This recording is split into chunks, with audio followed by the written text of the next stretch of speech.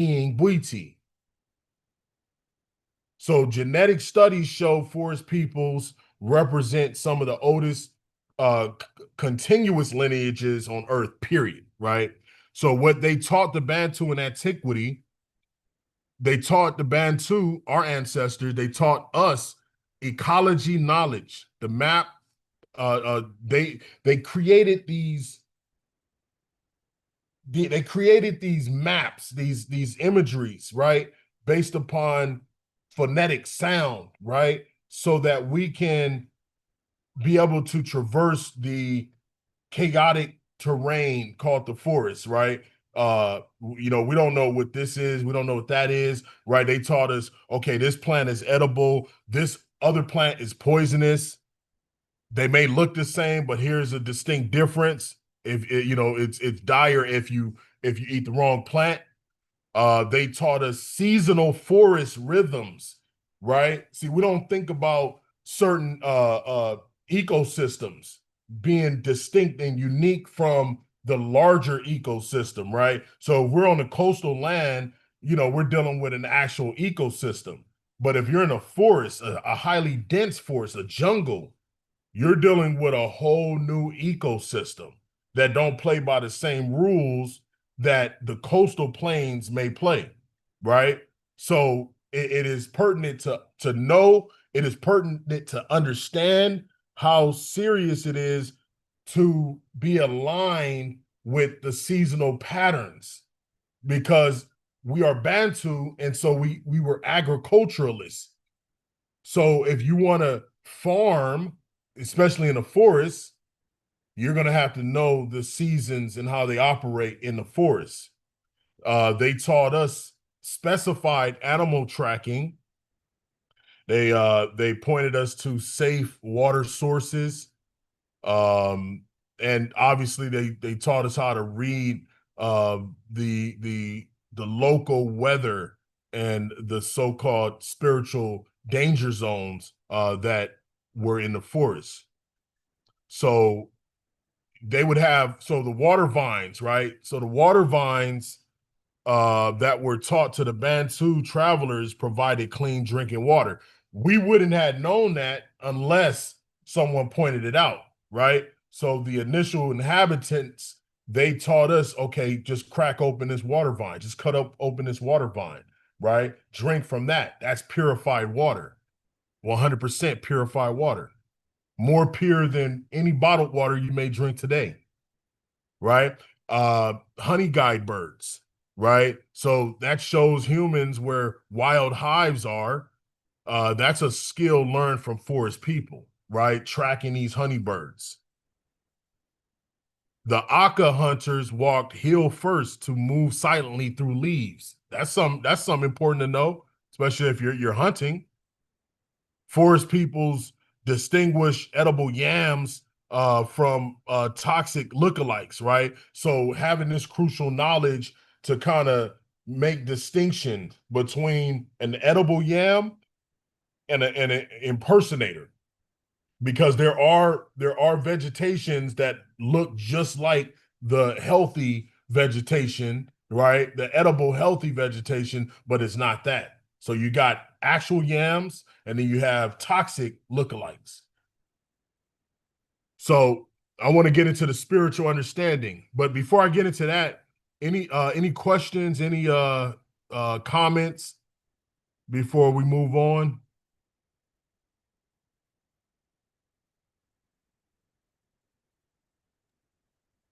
Yeah, I wanted to add something. Indeed. Peace to the family. What's up, everybody? Peace, Been a brother. little minute. Yeah, yeah. I did want to throw in there when you brought up the tracking.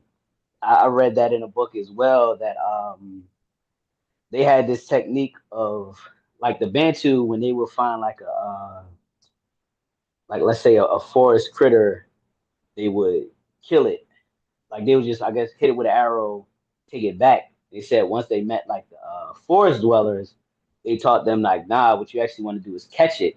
They would catch it and then they would tie a string around its leg with a bell connected to it, so that the bell like they could track it once they set it back down. It was going to run back to its like a little hole with the rest of the colony, and that was how they were able to find even more critters and stuff like that. So it's that type of science. It was that serious with them. Like they mastered, the art of hunting, whether it was immediately killing something or finding even more spoils to hunt some. Yes, sir. Thank you for that, brother. Thank you for that. Yeah, that's absolutely correct. Yeah, thank you for that. And if anybody has anything to add, please, I'm just kind of going through the nuggets, but if y'all want to expound on anything, we can expound. I just don't want to take up too much time. But that was great. So please interject, brother Nkara. Please interject if you have more information, brother, in any time. Will I do. have I have a quick question. Absolutely. Um, the Chua people, aren't they from like southeast of Africa, Southeast Africa? Southeast Africa, yes, Okay, they I are from because I think Southeast Africa. yeah, I thought I'd heard that um them before, that name before, and they also have that click language, if Now I the remember Twa, correctly. and I had mentioned I want to kind of stick to Central Africa, but I the know. Twa, uh, I had mentioned without saying the names, but the Twa people were the ones in high positions in ancient Egypt. They were the ones that were responsible for domesticating lions, domesticating various large animals and brutal animals, elephants and things of that nature. That was their specialty. The ancient Egyptians looked at the Twa, specifically the Twa people, as like masters of what they call Heka, right? Let me put my camera on. What they call Heka, right? Heka in ancient Kemetic language is a lot more complex than the European notion of magic. Heka is more of it's more similar to the Central African or Bantu concept of vital, right? The vital force, right? But it's a specific vital force. It's a vital force that allows you to bring about something from seemingly nothing, right? And so the ancient Egyptians looked at the Twa people as these mystical, great people that are able to conjure up things from nothing. They're able to subdue, even though they're smaller than the typical African, they are more fearless, more courageous, right? I'm just talking about how the Egyptians looked at them, right? Because the Egyptians wasn't trying to mess with no wild beast, they weren't. They try to live, But if you come from a culture and that's what you do, then that's just how you get things done. And that's why we're having this discussion today, because I think it's important to highlight every single African, every single indigenous African, because we are African. And if we want to develop ourselves the best way possible, it is important to gain knowledge and insight and information from various groups. And we can bring in what is beneficial and we can discard what is not beneficial, right? So there are, me and Sister Riker was talking earlier, and we were talking about, modernism, right? How to be an African in the modern age, right? Um, because we have this thought process that, oh man, and I'm guilty of this, where it's like, man, I just want to go back to just living in huts, making tree houses and all that stuff. But at the moment, that's not happening. That's not happening. The reason why that's not happening is because the world has been subdued by a certain demographic of people who do not align with nature. They actually have a disdain for nature, right? They hate nature. Everything they do in their existence is to undermine nature, right? They're always trying to beat nature, right? The Egyptians, and I'm not trying to be too Egyptian heavy, but the Egyptians, they had a concept called nature. And that's where we get the English word nature from. Nature is where, what's his name? E. Wallace Budge, who was a Egyptian language he was a linguist of the Egyptian language. I'm looking over there because I'm thinking about getting a book. But when he came to the terminology nature in what they call meta nature, which is divine speech, the language of the Egyptians, when he came to that word nature, he wrote a footnote. And in that footnote, he says, I'm going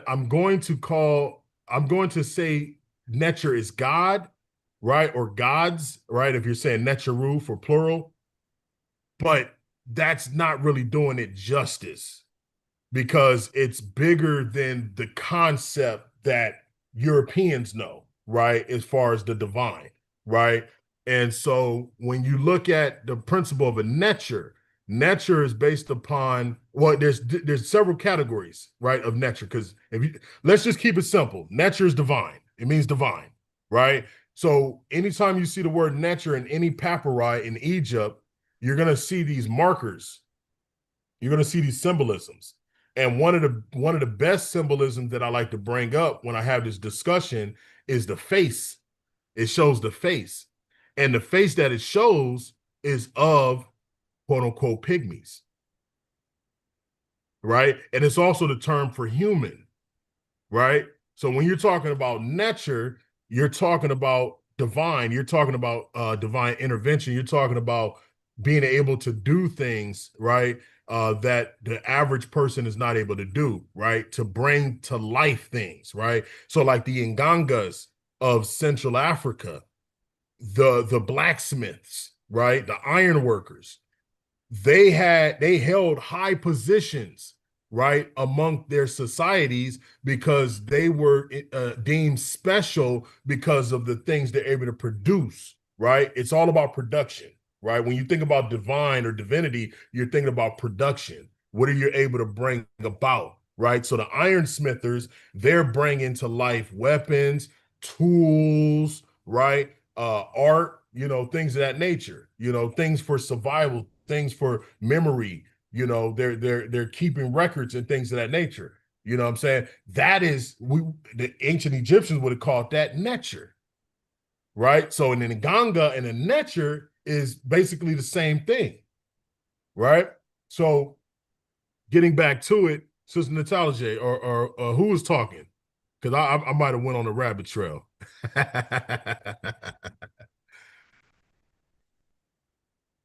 Who was talking? I had something. Yeah, The You talking about Budge? Didn't he help write the Egyptian Book of the Dead? yeah. He did. Okay, all right. Yeah, he did. A lot of errors in it, but Yeah, he was one of the first to really attempt. Um, he did a decent job, but his supremacy kept kicking in. You yeah, know, yeah. yeah, his supremacy kept kicking in. I don't blame him. Hey, uh, uh, a certain demographic gonna do what a certain demographic is gonna do. You know what I Right. mean? All right, let's get back into it. Let's get back into it. And the reason why I'm cutting my camera off is because it's a lot of power being used. So let me see. All right, spiritual understanding. So again, we just got through talking about the whole nature stuff and and Ganga and the blacksmith and bringing something out of nothing, things of that nature, right? So the so-called pygmies have always been looked at as the spiritual force within Africa, period, right? That's just what it is. And we know this to be true for Gabon because, again, Bwiti became a thing that the Bantus have adopted, right? Bwiti is a Bantu word, but the whole concept, the iboga plant, things of that nature, the certain rituals, not all, but certain rituals that you see in Bwiti today derived from the original source, which was the so-called Pygmies, right? So they taught rituals for protections, specifically for the forest, communication with forest spirits, right? If you're not comfortable with the word spirit, you can say just the essence of the forest or the nature of the forest. They taught herbal and spiritual healings based upon the fauna that's in the forest. They what else they taught? Initiatory forest journeys, right? What are the sacred spaces that the Bantu should go, right, to fortify their spirituality or strengthen their resolve within their life experience. So that's these are beautiful like concepts that we see have been done. Like these are not made up. Like, oh, I'm just saying these what the Pygmies did without any source. We actually see that today. Again, Bwiti, right? So I'll give you some examples. So the Jengi, right?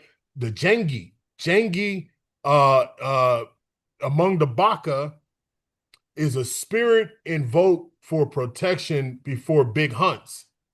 So before you go out and hunt, you want to be successful in your hunt, but you also want to be protected from poisonous plants, insects, animals, things of that nature, or you just don't want to be stalked or hunted by another animal, right? So you would call upon Jengi, right? Jengi, Jengi, right? And that's among the Baka. Now, among the Babongos, you have bark-based rituals, right? So that's where you're going to see the whole Iboga phenomenon, right? And the Iboga, that's what shaped the foundation of the Bwiti. You're going to see healing rituals. They're going to use Yeli, right? And that's a polyphony, right? To activate herbs, the herbs spiritual force, right? That's like to bring out the nutrients or heighten the nutrient absorbent, right? Or how am I saying it? It's I wish and Kumu Dave, help me out, brother, if you there, or any of the sisters, if y'all there. When you want to make a nutrient more powerful or more effective, it's a certain term for that, and it just totally just left my mind. If we can't find it, do y'all understand what I'm saying though? Because I don't want it to go over anybody's head. Do y'all You mean like understand what I'm saying? a tincture? Yeah, I mean yeah, but it's a certain term like where you're Like an extract. like an extract, but I'm saying to make it more bioavailable. Like how you'll eat something with something else to make it more absorbent or bioavailable to your body. Yeah, that's more of a brother Dave type Yeah, of. yeah. But I think y'all get what I'm saying though, Yeah. right? Yeah, I got you. Right. Uh so this Yeli, right, is the it's that ingredient that you place upon your herbs to activate it more potently, right? Among the Aka, right, there's hunting taboos, right? And those hunting taboos protect both the spirit world and the animal populations, right? So you can't just willy-nilly go out and kill and just all this stuff. Nah, right? There's certain accountabilities. There's certain things that you have to stay away from. There's certain things you cannot pluck and pick while you're out on your hunt, right? Because that can also mess up the migratory patterns of certain animals, right? And then we also know about pheromones, right? So if you're just going around touching everything in a forest, that's going to deter right, or discourage certain animals that you may like to eat, is going to discourage them from going back over there because you left your scent there, right? So even knowing how to walk in the forest where it doesn't mess up the migratory paths of certain animals that you like to eat, is very important. That's high knowledge. That's some high knowledge right there, right? Now let's get into the social structure. Unless anybody has anything to add about the spiritual concepts of the Pygmies.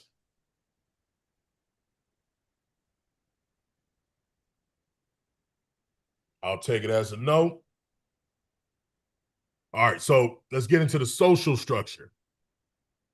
All right, so forest peoples taught a relationship centered social order, very similar to the Bantu, very similar. They believed in functional guidance, right? Leadership depended on who had the skill needed in that moment. That's what leadership is, right? From a Batwa and Babango and Aka perspective or vantage point. Leadership is functional guidance. It is skill based, right? It is skill based for the moment. So examples I would give would be the best net hunter leads a hunt, right? Whoever is able to use a net to hunt, right? Large game, then yeah, you're the one who's going to lead the hunt. The healer leads during sickness, right? When there's a pandemic, where there's anything, common cold, maybe collective schizophrenia. I don't know. That's when the healer is going to come in and he's going to do his job. He's going to lead in that moment. The elders lead during ritual because of their memory and experience, right? Because ritual is all about performing the past in the now, in the present, right? In anticipation for a better future, right? So that's those designations, right? We're talking about functional guidance. We're talking about who has the necessary skills to get the job done for the success of our people, right? Character-based influence. You have your elders with their spiritual experience that guides initiation rites. Knowledgeable hunters influence community decisions about where to move next. These are very important because not only are we just focusing on functional guidance, but we also have to focus on the fact that if one has a title, one must live based upon that title, right? And live up to that title, right? The expectations have to be set in stone, right? And the expectations must be met, right? So that's very important. So among the so-called pygmies, if those expectations are not met, then you get essentially booted. You get kicked off of your position. You're no longer that which you have been endowed with a title with, right? You can't be that. All right. So I would like to also add that harmony through wise conduct, good character, how you carry yourself, how do you present yourself in the world, how do you present yourself among your community, right? So the Aka use gentle humor or satirical songs to correct bad behavior, right?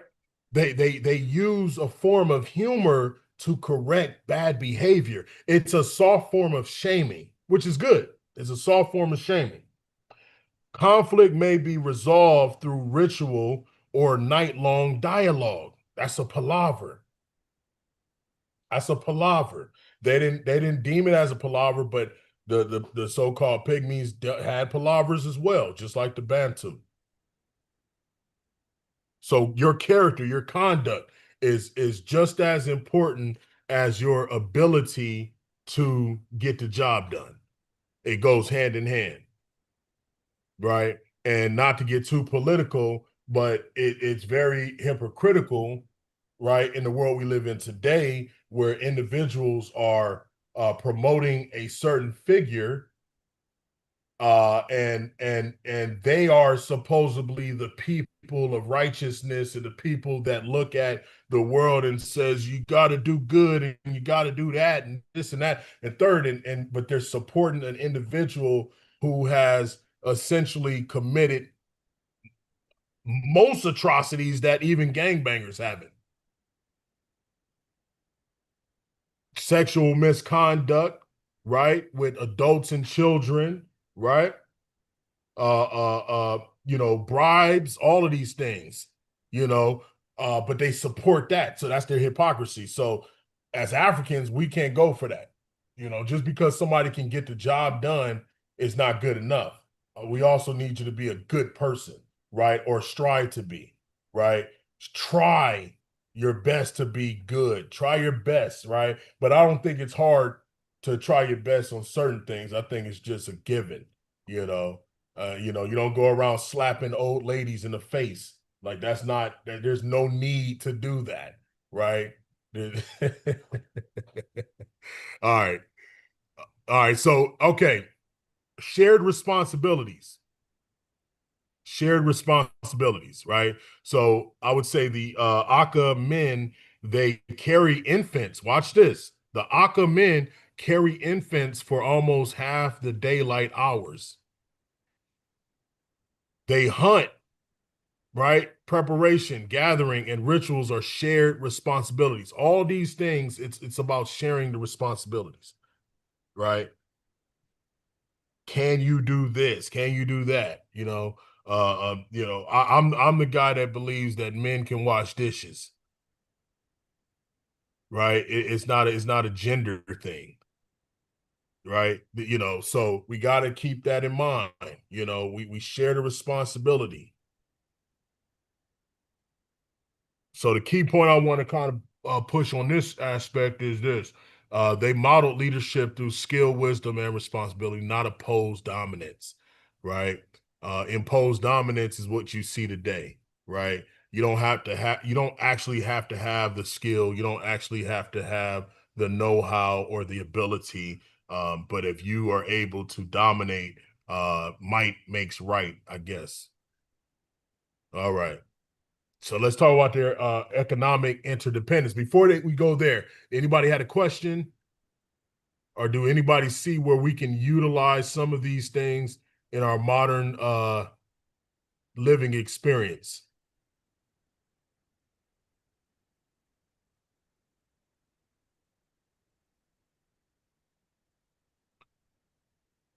I'll take it as a no. All right.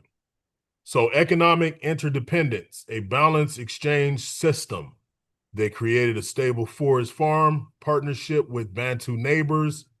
Forest peoples exchanged meat, honey, medicinal plants, vines, and fibers, spiritual services. Four, right?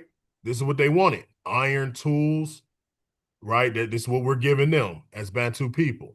We gave them iron tools, pottery, cultivated food, salt. So the Babongo traded honey for iron blades and tools that the Bantu made. The Aka provided high quality forest resins used by Bantu artisans. Baka exchanged Dukir meat for cassava loaves. You see that exchange, right? This is we're talking economic interdependence. Yeah, we're talking. Yeah. This. All right, let me ask you a question. Do anybody see any benefit to this? What I've just read, the economic interdependence. Do you see how we can use this in our lives today? How can this benefit us on a small level or a large level? And it can be as small as just Roots of Unity, right? Or our group here. How could we utilize this concept?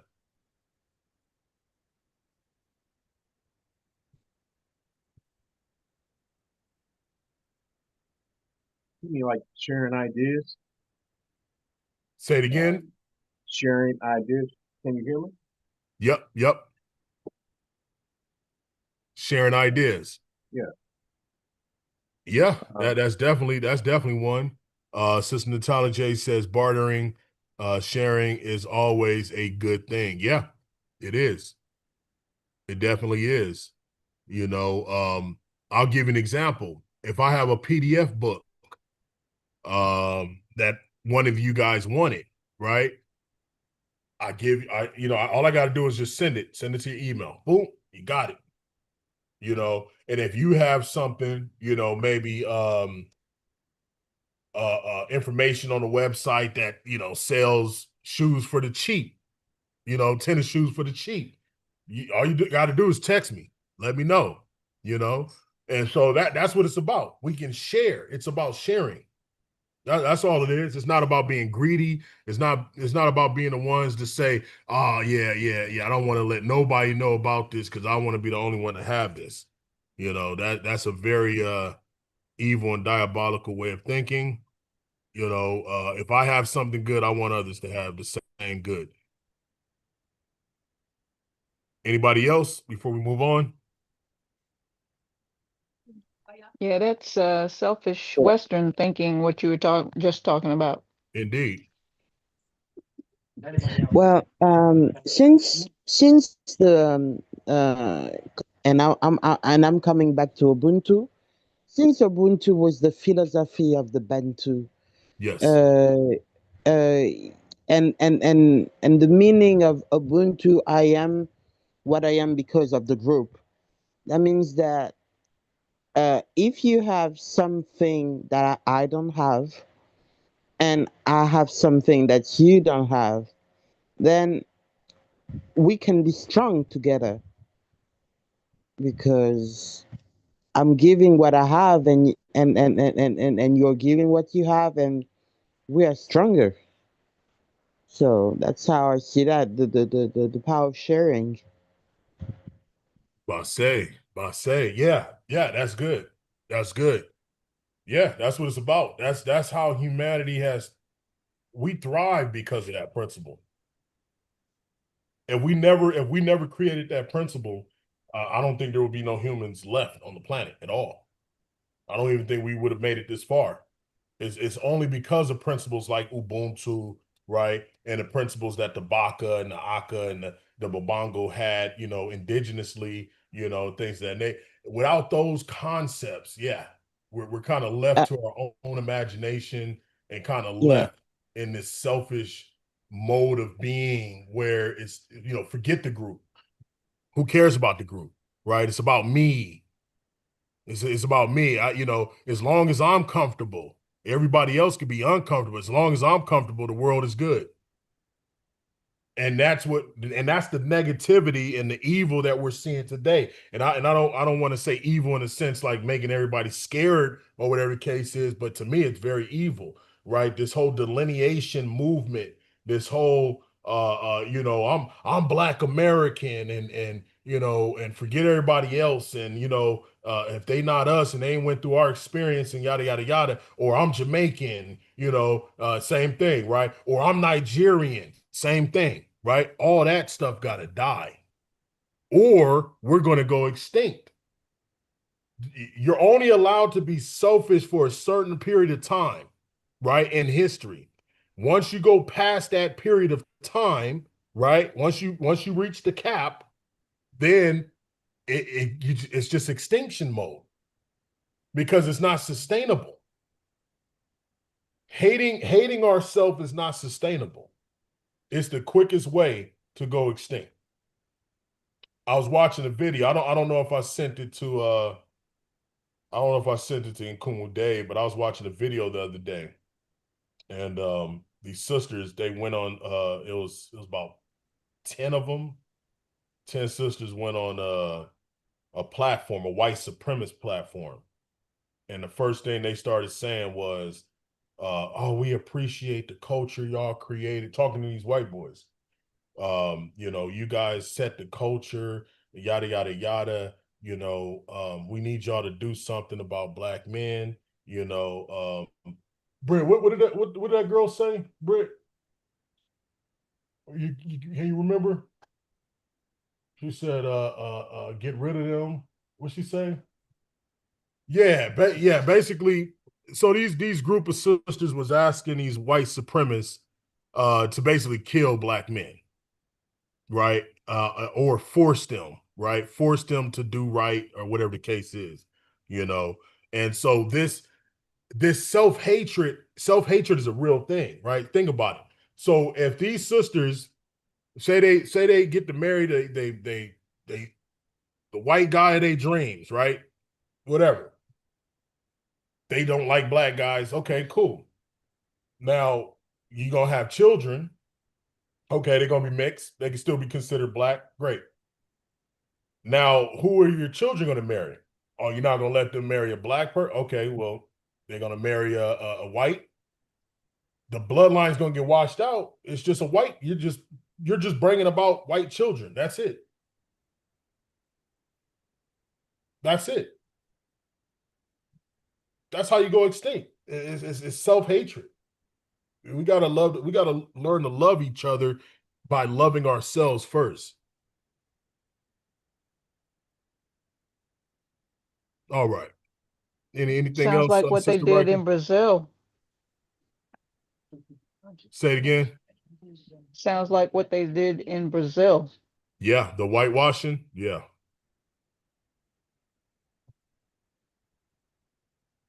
yeah, that is right. All right. But melanin always takes over. Yeah, if yeah. If you find times to reintroduce, that gene into the gene pool, the genetic pool, then yeah. But if you keep washing it out, washing it out, it gets bad. It gets horrible. All right. Culture, stories, and music. Um, y'all heard of polyphonic singing, right? Anybody heard of polyphonic singing? If you look up Gabon and music, you'll hear it in a lot of the forest groups. Well, they taught the Bantu polyphonic singing. They introduced the Bantu to forest mythologies and forest moral storytelling, right? Not moral. The Pygmies did not teach, the so-called Pygmies did not teach Bantu moral storytelling. They taught them forest moral storytelling and ritual dances for the forest as well. So the Aka, the polyphony is one of the world's most advanced musical forms. The Babongo forest tales teach respect for animals and the dangers of greed. Leaf mask dancers, right? They would do these dances that influenced many Bantu masking traditions, right? So a lot of the mask traditions you see in Central Africa, the so-called pygmies had a lot to do with a lot of the masking traditions and ceremonies that you see. Animal trickster tales pass from forest peoples into Bantu folklore. You see that specifically with the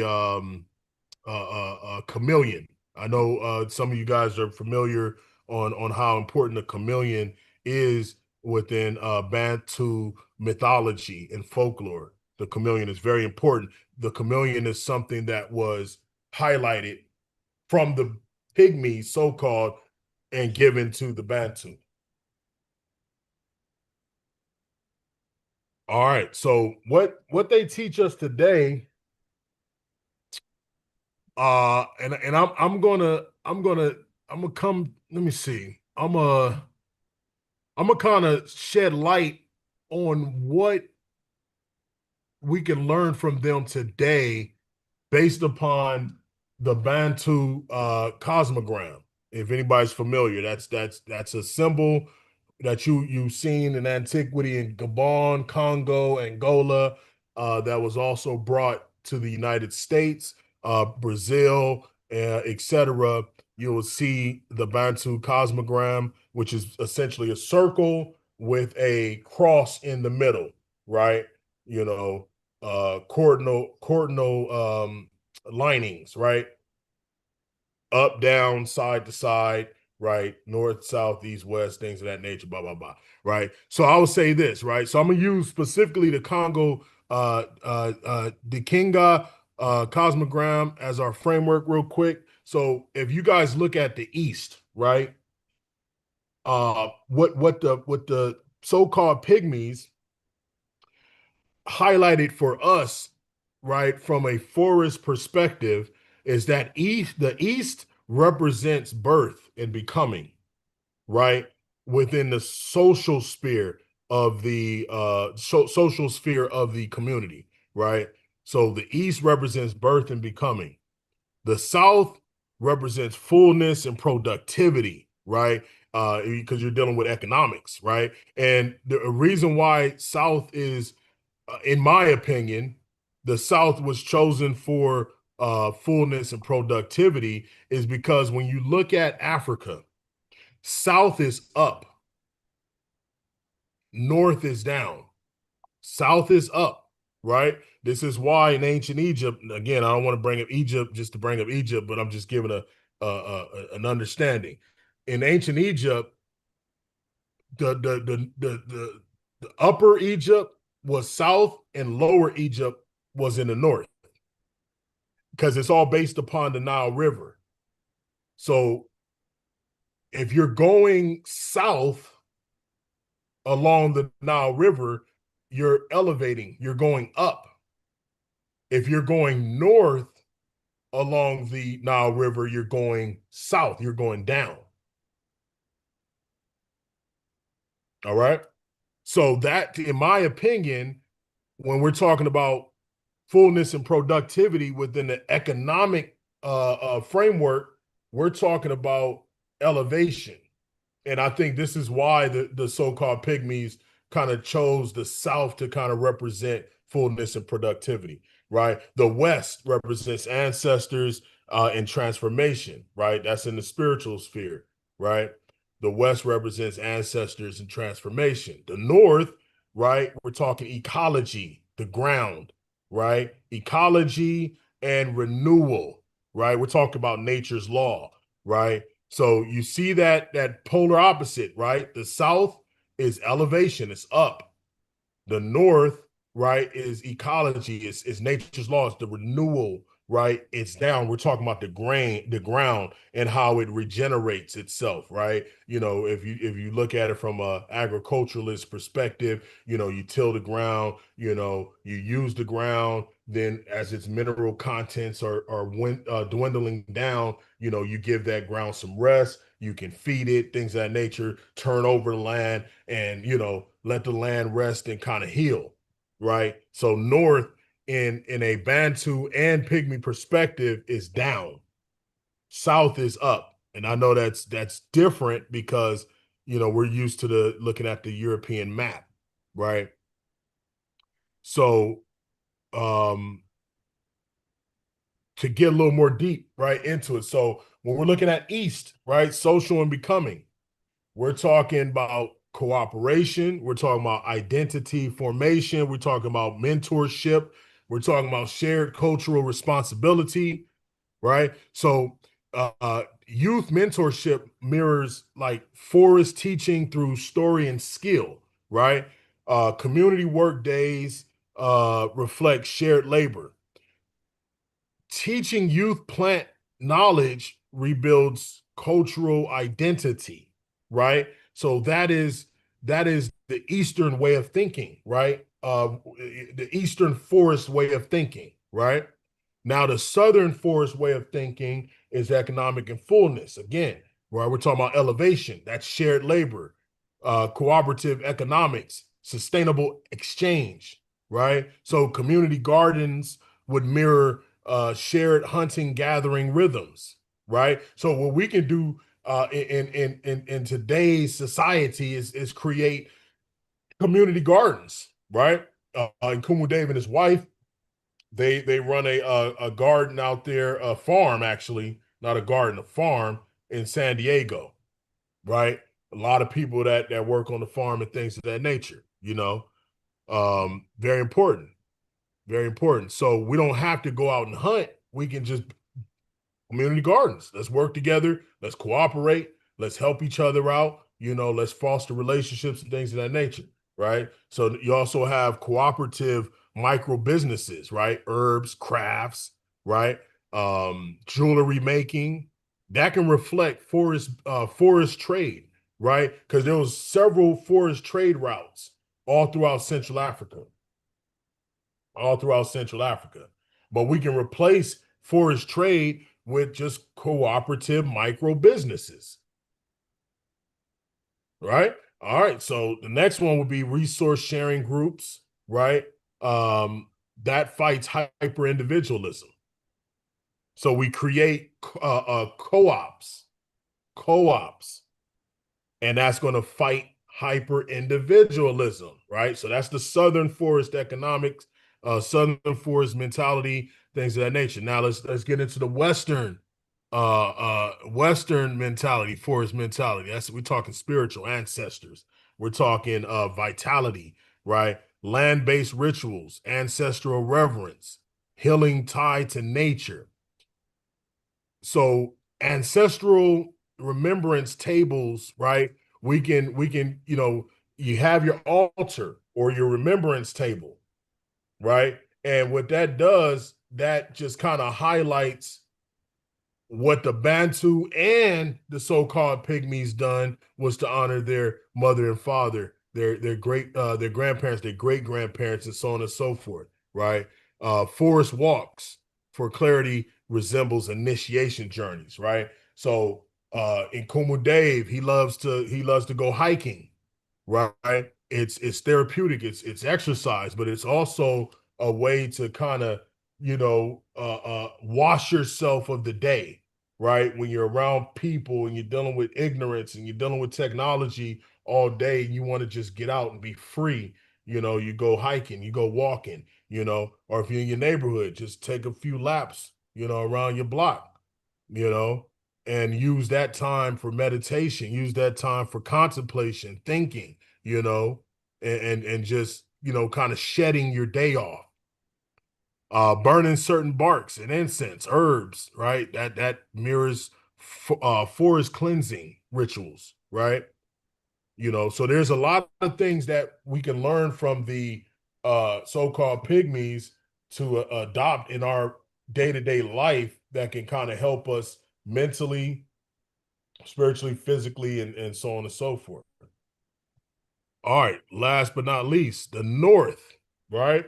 The Northern forest mentality, right? We're talking ecology, renewal, like I said earlier, right? So we're talking about respect for nature, right? And respecting nature as a living force, not just as a dead, nothingness, respect nature as a living force. Study herbal wisdom. I encourage everybody to get a book, just get one herb book, start learning about herbs, you know, get deeper into it, um, protecting land and water, that's an important one because we live off the land and we live off water. So herbal education, that would mirror Baka upbringing, right? So the Baka tribe of the so-called Pygmies, they were very, very, very astute when it came to herbal education. Tree planting, excuse me. All right. Okay. Tree planting rituals, reconnect communities to the land, if you got children, you got nieces and nephews, or you got other adults that are willing to try to do the right thing, find a location, find, the latest tree planting event, in your community and partake in it. Go plant a tree. supporting indigenous forest defenders, that aligns with the forest cosmology. So we gotta definitely link up with our brothers and sisters throughout the continent, and work with them hand in hand to protect their forest. We got to protect the forest, and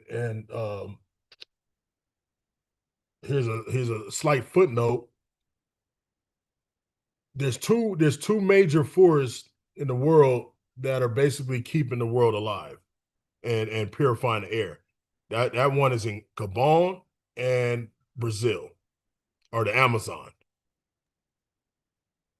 If you get rid of either or, it's going to be a vast imbalance, and we don't really want to see what that's going to look like. So, so in closing, and we're gonna open it up in a second, but in closing, when we ask what can we learn from the so-called pygmies, the answer is a lot.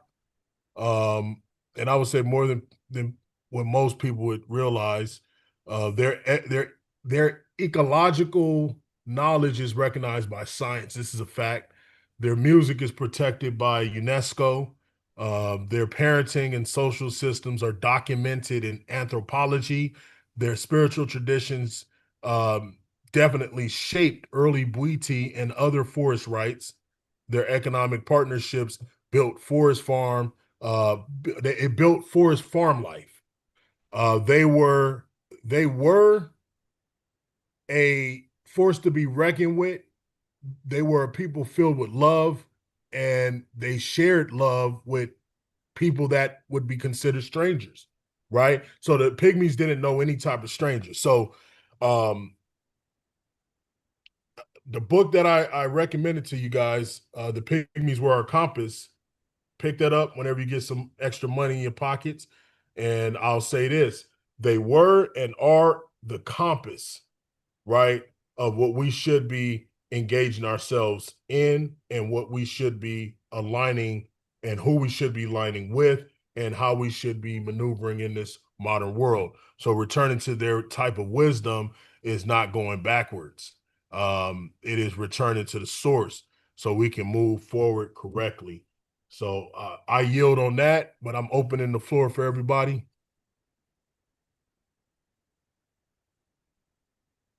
If y'all want to get into more nitty gritty stuff, let's get it.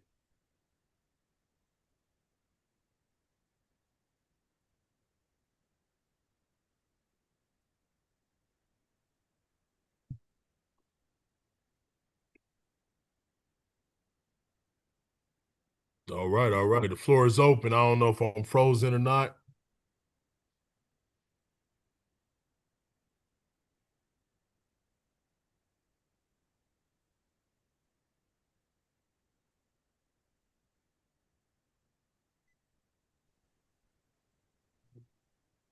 Peace, Yeah, I have a peace. question. Indeed, indeed. I bet you go ahead, brother Dave. And Kumu, There you go. I was just saying peace, peace, everybody. peace. And I was just wondering, my question was, you said we can get into the nitty gritty. What do you mean by the nitty gritty? Like If y'all want to go deeper or something, I was just kind of giving the surface level information, but if y'all want to get into some more nuance or intricate discussions on it, or had any questions, or any, if clarification is needed, what I mean, we can do that as well. I appreciate that. But no, I didn't have any other question. You got it, brother and Carl. All right. Please. Yeah.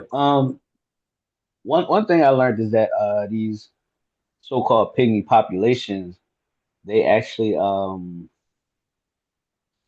they actually don't share genetic affinity. They're actually diverse populations. But it's interesting how they share cultural affinity, although they might not, share genetic affinity as far as their height goes and their stature and things of that nature.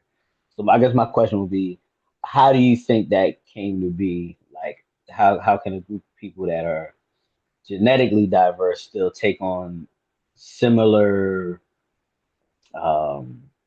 cultures and lore all throughout Africa? Where do you think it stems from if they aren't the same actual genetic people group? Good, great question. It's funny. I was reading an article about that last night, and the conclusion of the article was they still studying it. But I may be able to shed some type of light on the part where we're kind of trying to figure out, well, the cultural continuity, like how's that a thing throughout Africa, right, amongst them, right? I Right. think it's I think it's I think I think it's just a simple matter of origin, right? Um, so when you when you live in a populated, and I don't mean human populated, but resource populated continent, right? Where you got forests and things of that nature, I think you're going to have that type of culture, right? Even if you're genetically distinct, right? Just like if you go to Nigeria, Nigeria is what the most popular genetic diverse populated location on the planet, right? But if you look at all the indigenous tribes that are not genetically the same, they have similar uh, cultural expressions. Not all of it, right? But even if you look at, let's say, okay, let's take the two enemies, right? The Yoruba and the Igbo, right?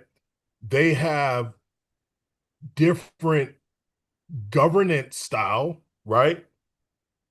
But their memory retention, their oral history, dispensing, and their and a lot of their folklores are the same. And I think that's because they come from West Africa, right?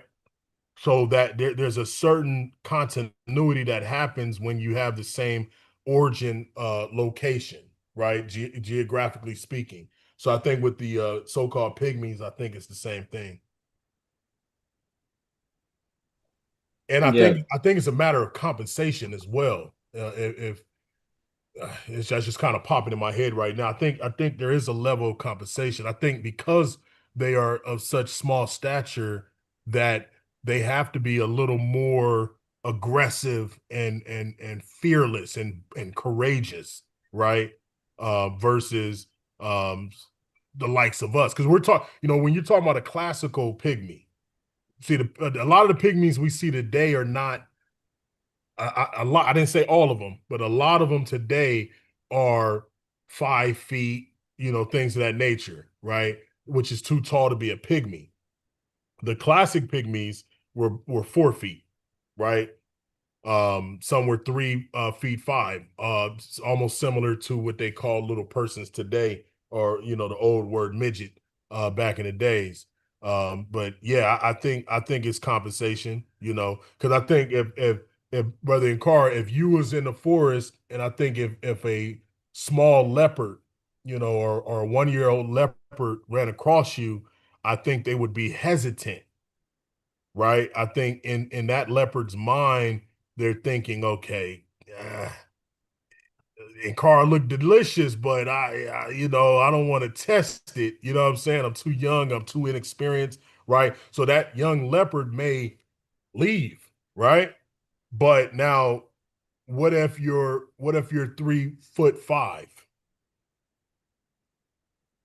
That leopard is more incentivized because now in that leopard's mind, you look vulnerable, you look weak, right? So I think that's where the so-called pygmies started developing certain cultural habits that kind of fit the terrain, if you will. Does that make sense? No, it makes a lot of sense. That's actually the explanation they give for the genetic. I mean, for like the fact that they share genetic traits. Yeah, They say it's a result of their environment. And it's interesting to hear you say, well, the reason they share cultural traits yeah, because they share environments as well. I forget the technical term they use. Something about evolution. They adapted. A convergent evolution. There you go. The There you go. idea that similar to how all around the world people that live in tropical places have larger noses. That's right. And they have like Afro type hair. That's right. Yeah, so they do attribute this type of stuff to genetics. But yeah, it's interesting to hear you say, well, culturally, it would only make sense that, if you come from a certain environment, you might have to you might end up creating a similar type of culture as well. That's right. That's right. And I'm glad you bringing up the genetic part is environmental pressure, right? You always hear this in academia. Environmental pressure can cause great mutations and adaptations, right? And I think the small stature is, and I'm saying I think like I don't know. I mean, we know this to a certain degree of confidence scientifically that um, thousands and thousands of years in a certain location, such as the forest, is going to cause or bring about small stature because it's a disadvantage to be a little bit big or rotund in the forest, right? Where it's densely populated with foliage. Because you got to be able to maneuver and navigate, right? And then they built a lot of tree houses too. So when you live in that type of lifestyle, you can pass on those genetic traits. Epigenetics. I know, in Car, you're familiar with epigenetics, right? Right. So you can pass down certain social traits, right? So if and they did this study with the Jews first, right? Because they didn't give a crap about us, but they did a study with the Jews, right? The Holocaust, right? And they tested the children of Holocaust survivors and the grandchildren of Holocaust survivors, and they found out that PTSD itself was not just something that you had to experience firsthand. You can get it third hand.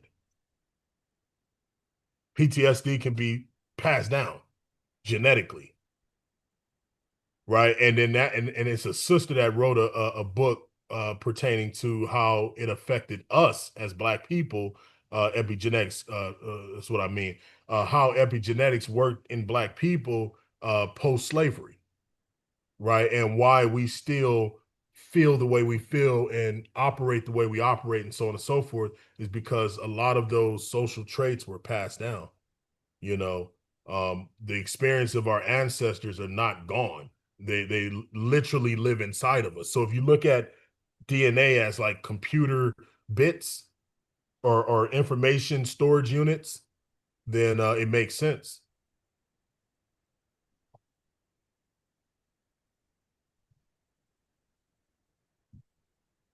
Yeah, that was a good question, Inkara. Great question. Great question. Any Thanks, other bro. questions or anything? And y'all gotta forgive me, man. I'm exhausted. We had a blackout yesterday, and so I was doing a lot of candle stuff, and it was just a mess over here. So I didn't go to sleep until late. What's the name of the book that you were mentioning that we should get? It's the Pygmies were our guides. Let me just make sure I give you the actual name. Is it on Amazon? It's on Amazon. Yep. I tried to find a PDF for y'all because I was looking for a PDF so I can give to y'all, but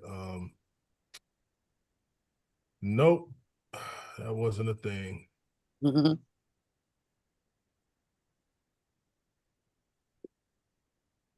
I got it right here. If you put the link in the chat, that'd be good. All right, bet. Yeah, the Pygmies were our compass. All right, let me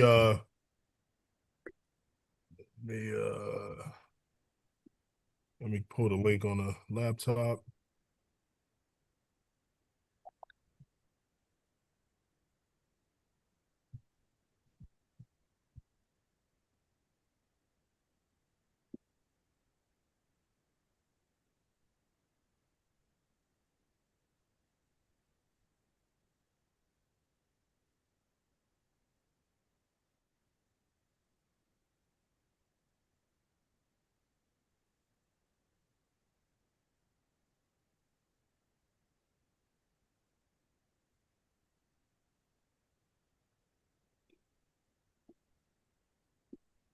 Amazon.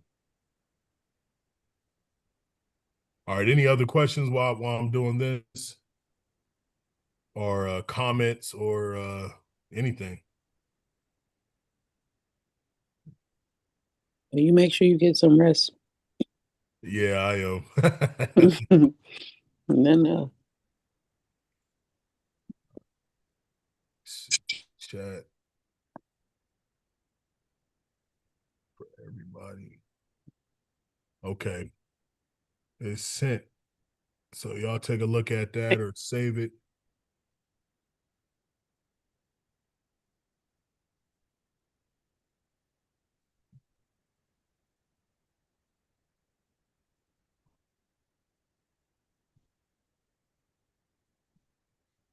Yeah. So yeah, it's a great book. It's a great book. It's a great read. It gets deep. Yeah, it gets real deep. It gets deep. And then there's other miscellaneous books too, such as uh is it the Forest People? Forest of the Pygmies. The what? Forest of the Pygmies. Forest of the Pygmies? Yes. Oh, I never heard of that. Memories of the Eagle and the Jaguar. Oh, the folk tales. It's given the folk tales. Yeah. Okay, okay, that sounds like a good one.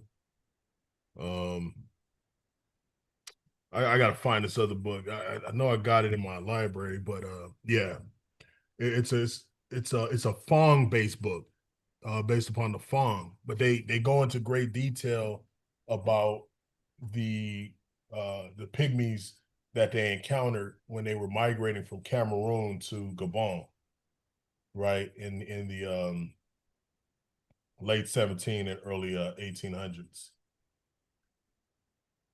Yeah, it's a good book. I gotta find that, and as soon as I find it, I'll shoot it to y'all. It's a lot of good books out here. It's just hard to uh get your hands on because a lot of this stuff is expensive. You know, a lot of it is expensive. You know, but yeah. Anything else, you guys? If not, we're gonna wrap it up.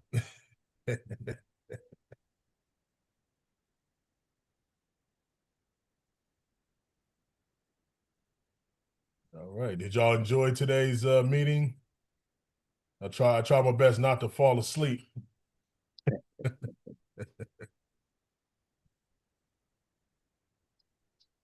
All There were a right. few things that I've learned. So yes, I enjoyed it. Good, good. That's good. And I appreciate you, brother and Cara, for always kicking in your insight, man. Nah, no doubt, man. I definitely enjoyed the presentation. I know you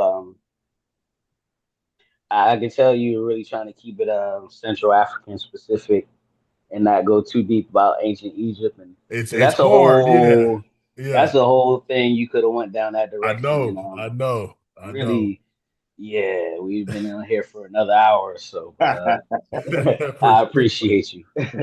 For sure, for sure. And you know, there's a lot of Egyptian mania that be going on too. So I try to not, even though I appreciate Egypt, you know, I got a lot of books. I studied it ridiculously. Um, but I'm Central African, you know, and there's never any focus on Central Africa. So, you know, I wanna be that. You know, I mean, everybody talks about Egypt and even West Africa to a certain extent, and South Africa. But when it comes to Central Africa, man, I don't know. People just kind of ignore it. That's facts. Yeah. But all right, I'm tired, you guys. I do apologize. It was so unexpected last night. You know, got to make sure nothing spoils all that stuff, man. Garage doors up, you know. Oh yeah. So it was just a lot. But hey, if y'all need me, I'm just a phone call away, messenger, whatever the case is, man. And man, y'all have a great rest of y'all day. Enjoy the things that y'all love to enjoy. You know, whether it's family, TV, movie, whatever. Do what y'all got to do to reset and conquer the week. conquer the week to come. You know, conquer tomorrow, conquer this whole week. That's what it's about. So one love, one Africa. Peace to you guys and your family. This was good. This was good. So peace, everybody. Peace, my brothers. And Peace, sisters. family.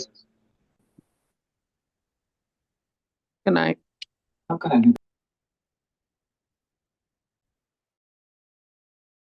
All right, then, Kumu. Peace, brother.